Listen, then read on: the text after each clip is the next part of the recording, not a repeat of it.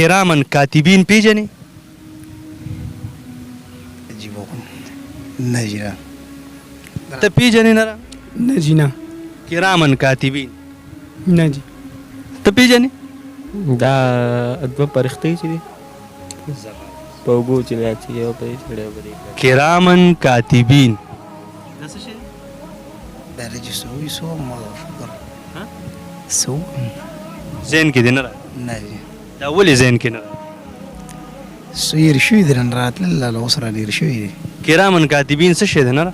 دا جی دوه فرښتې دي. دوه فرښتې دي. او دی څه ډیوټي ده؟ دی سم لاسته چې کوم فرښتې په سم اوږه باندې هغه سم لیکل کوي، مطلب د انسان غلط الټه سیټ چې کوم غلط مطلب انسان څه غلط کار کوي، څه غلط بحث کوي نو هغه لیکي. او جی کرامن کاتبین دا فرښتې دي، دا لیکل کوي. که ته ښه عمل کوې که بد کې، یا زه کنځلې کوم یا زه ناروا وم یا زه چغلي کوم نو هغه دا دی لیکي. دا به بیا الله ته پیش کیږي چې دی رور د دا کارونه کړي، د دا منډې ترډې وولي دي، د دا قتل کړي دي، د دا اورېدل کړي دي، نو هغې به بیا موږ سره الله تعالی حساب کوي. صحیح ده؟ کرامن کاتبین دا فرښتې دي. صحیح ده؟ او دا زمونږ ستاسو عملونه لیکي. حسن حسین پیژنې نه را؟ دا څوک و؟ او جی پیژنم. دا څوک و نه را؟ صحابو که پیغمبرانو زده کې غلطي کوم. او حسن حسین او دا څوک و نه را؟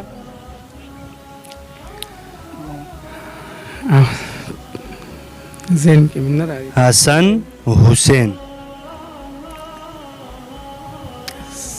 ته څه وایې نه را؟ حسن حسین څوک و؟ نسیو د حضرت محمد صلی الله علیه وسلم زمونږ د خوږ پیغمبر نوسي و که نه؟ ښه جي زمونږ د خوږ پیغمبر نوسي حسن حسین. د دی مور څوک وه؟ مور د حسن حسین مور څوک وه؟ حسن حسین څوم ذهن کې مې نه راځي. دا هېر شوي دي رانه دور راته پته راشي محمد صلی الله علیه وسلم نسي دي. او جی زمونږ د خوږ پیغمبر نوسي دي، نو پلار یې څوک و؟ د چا پلار څوک؟ د حسن حسین. دا زه په دې نه کومه چې زه تا راګیر کم یا تا زه غلط کم، دا ما ته پته دا ډېرو له نه ورځي، اول ماله بیا بل له. صحیح جي. دې نه به ډېر خلک زده کړه کوي. او جی حسن حسین زمونږ د خوږ پیغمبر حضرت محمد صلی الله علیه وسلم د لور بیبي فاطمه د هغې زامن. داسې ده که نه وروره؟ د پلار یې ته پته شته نه ده؟ حضرت علی رضی الله تعالی عنه. ماشاءالله ماشاءالله ماشاءالله. محمد مصطفیٰ سب سے آخری نبی، احمد مجتبی سب سے آخری نبی.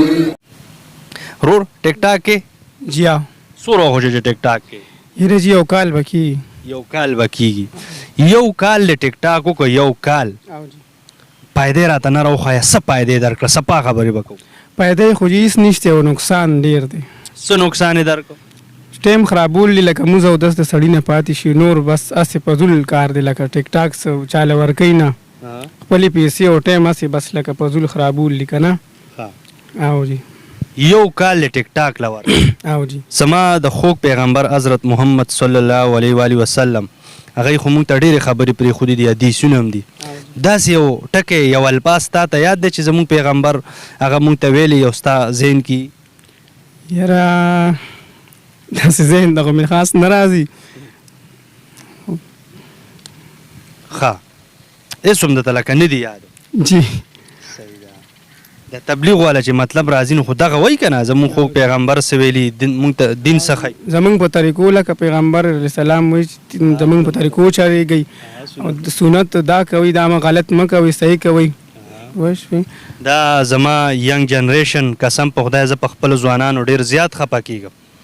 قسم په خدای زه د دې خاطر راوتی یم چې زما دې ځوانانو ته بیا ما ته بیا دې معاشرې ته یو خیر راورسي. قسم دې په دغه مقصد اړم یم. نیټ ویلی شي جال ته، زه همیشه له همدغه خبره کوم. نیټ دا جال دی او مونږ یې پکې راګیر کړي وو.